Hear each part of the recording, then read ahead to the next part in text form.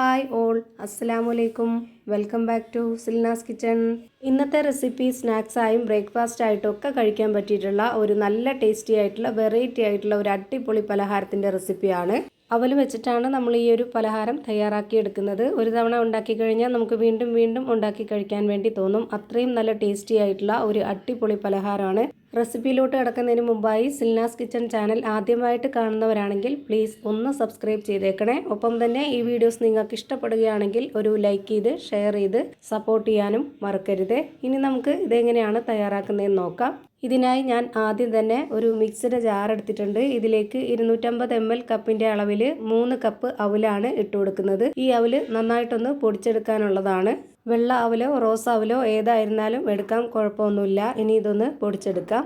ഇപ്പം ഞാനിവിടെ ഈ ഒരു അവൽ പൊടിച്ചെടുത്തിട്ടുണ്ട്. അത് നമുക്ക് തുറന്ന് നോക്കാം. ഈ ഒരു അവൽ ചെറുതായിട്ടൊരു തരിതരിപ്പോട് കൂടിയാണ് പൊടിഞ്ഞ് കിട്ടിയിട്ടുള്ളത്.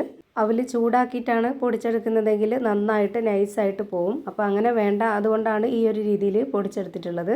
പൊടിച്ചെടുത്ത അവൽ ഒരു പാത്രത്തിലേക്ക് ഇട്ട് കൊടുക്കുന്നുണ്ട്.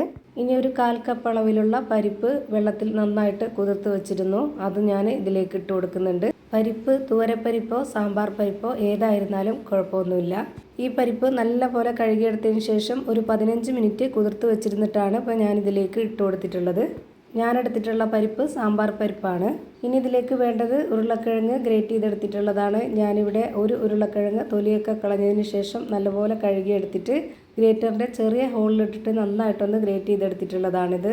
ഇതിലേക്ക് ഇട്ട് കൊടുക്കുന്ന എല്ലാ ഇൻഗ്രീഡിയൻസും നമ്മൾ വളരെ ചെറുതായിട്ട് പൊടിയായിട്ട് അരിഞ്ഞിട്ട് വേണം ഇതിലേക്ക് ഇട്ട് കൊടുക്കാനായിട്ട്. അപ്പോൾ നല്ല ടേസ്റ്റി ആയിട്ടും നമ്മൾ ഉദ്ദേശിക്കുന്ന ആ ഒരു ഷേപ്പിലൊക്കെ കിട്ടും. പിന്നെ ഇതിലേക്ക് ഒരു സവോള കട്ട് ചെയ്തതും 2 പച്ചമുളകും പിന്നെ ഇതിലേക്ക് 3 അല്ലി വെളുത്തുള്ളിയും ഒരു ചെറിയ കഷ്ണം ഇഞ്ചിയും പൊടിയായിട്ട് അരിഞ്ഞിട്ടുള്ളത് ഇതിലേക്ക് ഇട്ട് കൊടുത്തിട്ടുണ്ട്.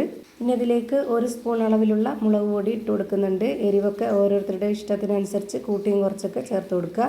പിന്നെ ഒരു നുള്ളു മഞ്ഞൾപ്പൊടി, ഗരം മസാലപ്പൊടി, പെരിഞ്ജീരകപ്പൊടി, ആവശ്യത്തിനുള്ള ഉപ്പ് ഇത്രയും ഇട്ട് കൊടുത്ത ശേഷം ഇനി നമുക്കിതൊന്ന് യോജിപ്പിച്ചെടുക്കണം. അതിനുവേണ്ടി 250 ml കപ്പിൻ്റെ അളവിൽ 1 കപ്പ് വെള്ളം എടുത്തിട്ടുണ്ട്.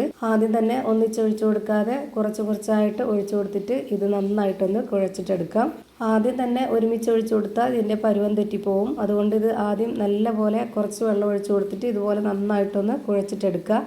എന്നിട്ട് വീണ്ടും വെള്ളം ഒഴിച്ചു കൊടുക്കുക. എന്നിട്ട് നല്ല പോലെ ഇതേപോലെ കുഴച്ചെടുത്തതിന് ശേഷം ഒന്നുകൂടി വെള്ളം ഒഴിച്ചു കൊടുക്കുന്നുണ്ട്. ഇപ്പോൾ ഇതിലേക്ക് ആകെ വേണ്ടി വന്നിട്ടുള്ള വെള്ളത്തിൻ്റെ അളവ് 1 കപ്പ് അളവാണ്. അതായത് 250 ml കപ്പിൻ്റെ അളവിൽ 1 കപ്പ് വെള്ളമാണ് ഞാനിപ്പോൾ ഇതിലേക്ക് ഒഴിച്ചു കൊടുത്തിട്ടുള്ളത്. ഇപ്പോൾ ഇതിൻ്റെ പരുവം കറക്റ്റ് ആയിട്ടുണ്ട്. ഇനി നമുക്ക് കയ്യിൽ കുറച്ച് എണ്ണ ഒന്ന് സ്പ്രെഡാക്കിയതിന് ശേഷം നമുക്ക് ഇതിൽ നിന്ന് കുറച്ച് മാവ് എടുത്തിട്ട് ഒരു ബോൾസ് ആക്കി എടുക്കണം. എത്ര വലിപ്പത്തിൽ എടുക്കണമെന്നുള്ളത് ഓരോരുത്തരുടെ ഇഷ്ടമാണ്. ഞാനിപ്പോൾ കുറച്ചധികം വലിപ്പത്തിലാണ് എടുത്തിട്ടുള്ളത്. ഒരു വലിയ ബോൾസ് ആക്കി എടുത്തതിന് ശേഷം ഒന്ന് കൈകൊണ്ട് പ്രസ് ചെയ്ത് കൊടുത്തിട്ടുണ്ട്. ഇപ്പോൾ ഇത് കണ്ടില്ലേ, ഈ ഒരു ഷേപ്പിലാണ് ഞാനിവിടെ റെഡിയാക്കി എടുക്കുന്നത്. ഇനി നമുക്ക് സ്റ്റവിലേക്ക് ഒരു പാൻ വെച്ച് കൊടുത്തതിന് ശേഷം ഫ്ലെയിം ഓൺ ആക്കി കൊടുത്തിട്ട് അതിലേക്ക് കുറച്ച് ഓയിലൊന്ന് സ്പ്രെഡാക്കി കൊടുക്കാം. ഞാനിപ്പോൾ ഇത് ലോ ഫ്ലെയിമിലാണ് ഇട്ട് കൊടുത്തിട്ടുള്ളത്. ഇപ്പോൾ തന്നെ ഫ്ലെയിം കൂട്ടി വെക്കേണ്ട. ഇതുപോലെ മാവ് വെച്ച് കൊടുത്തതിന് ശേഷം സ്പാച്ച് കൊണ്ട് നന്നായിട്ടൊന്ന് പരത്തി കൊടുക്കുക. ഇതുപോലെ നന്നായിട്ടൊന്ന് പരത്തിയെടുത്തതിന് ശേഷം പിന്നെ നമ്മൾ അതിൻ്റെ വക്കൊക്കെ ഒന്ന് നന്നായിട്ട് ഒതുക്കി കൊടുക്കണം. അപ്പോൾ ഈ ഒരു ഷേപ്പിൽ കിട്ടും. വളരെ പെട്ടെന്ന് ചെയ്തെടുക്കാൻ പറ്റും. നല്ലൊരു കറക്റ്റ് ഷേപ്പ് ആയതിനു ശേഷം നമുക്കൊരു സ്പൂണിൻ്റെ ബാക്ക് വശം നനച്ച് കൊടുത്തിട്ട് ഇതിൽ ഹോളിട്ട് കൊടുക്കാവുന്നതാണ്. അങ്ങനെ ചെയ്യുന്നത് എന്തിനാണെന്ന് വെച്ചാൽ ഇതിൻ്റെ നടുഭാഗമൊക്കെ കറക്റ്റായിട്ട് വെന്ത് മുരിഞ്ഞ് കിട്ടണം. അതിനാണ് ഈ ഒരു ഹോളിലൊക്കെ നമ്മൾ ഓയിലും ഒഴിച്ചു കൊടുക്കുന്നുണ്ട്. പിന്നെ ഇത് സോഫ്റ്റ് ആയിട്ടിരിക്കുന്നത് കൊണ്ട് നമ്മൾ ഹോളിട്ട് കൊടുത്തിട്ടില്ല എന്നുണ്ടെന്നുണ്ടെങ്കിൽ നല്ലപോലെ വെന്തില്ലെങ്കിൽ നമ്മൾ തിരിച്ചും മറിച്ചൊക്കെ ഇടുമ്പോൾ പൊട്ടിപ്പോവും. അതുകൊണ്ട് ഇതിലേക്ക് ഹോളിട്ട് കൊടുത്ത ശേഷം അതിലേക്കൊക്കെ ഇതുപോലെ കുറച്ച് ഓയിൽ ഒഴിച്ചു കൊടുത്തതിന് ശേഷം ഇത് ഹൈ ഫ്ലെയിമിൽ ഇട്ട് കൊടുക്കുക. എന്നിട്ടിത് നന്നായിട്ടൊന്ന് വേവിച്ചെടുക്കണം. അപ്പോൾ നല്ല ടേസ്റ്റുമാണ് നമുക്ക് കഴിക്കാനായിട്ട്. 1-2 മിനിറ്റ് നേരം ഇതുപോലെ നന്നായിട്ട് വേവിച്ചെടുത്തതിന് ശേഷം നമുക്കിതൊന്ന് തിരിച്ചിട്ട് കൊടുക്കാം.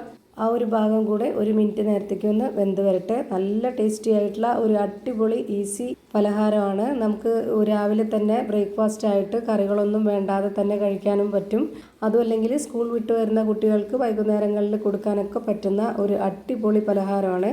ഇപ്പോൾ ഇതിൻ്റെ 2 സൈഡും വെന്ത് കിട്ടിയിട്ടുണ്ട്. ഇനി നമുക്കിത് പാനിൽ നിന്ന് എടുത്തു മാറ്റാം.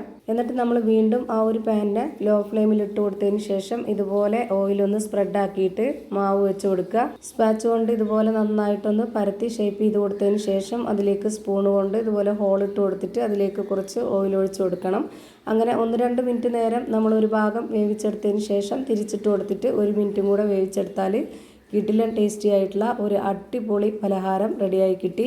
ഇനി ഞാനിതൊന്ന് പൊട്ടിച്ച് കാണിച്ചു തരാം. പുറമേ നല്ല ക്രിസ്പിയും അകം നല്ല സോഫ്റ്റ് ആയിട്ടിരിക്കുന്ന ഒരു അടിപൊളി പലഹാരമാണ്. ഇത്രയേ ഉള്ളൂ ഇന്നത്തെ വീഡിയോ ഇഷ്ടമായാൽ ലൈക്ക് ചെയ്യാനും കമൻറ്റ് ചെയ്യാനും ഷെയർ ചെയ്യാനും മറക്കരുത്. അതുപോലെ തന്നെ ഞാനിടുന്ന പുതിയ വീഡിയോസ് നോട്ടിഫിക്കേഷനായിട്ട് കിട്ടുന്നതിന് വേണ്ടി സബ്സ്ക്രൈബ് ചെയ്ത് ബെല്ലൈക്കൺ അമർത്തി അതിൽ ഓൾ എന്ന ഓപ്ഷൻ എനേബിൾ ചെയ്ത് കൊടുക്കാനും മറക്കരുത്. പുതിയൊരു വീഡിയോയുമായി വീണ്ടും വരും. Thank you for watching.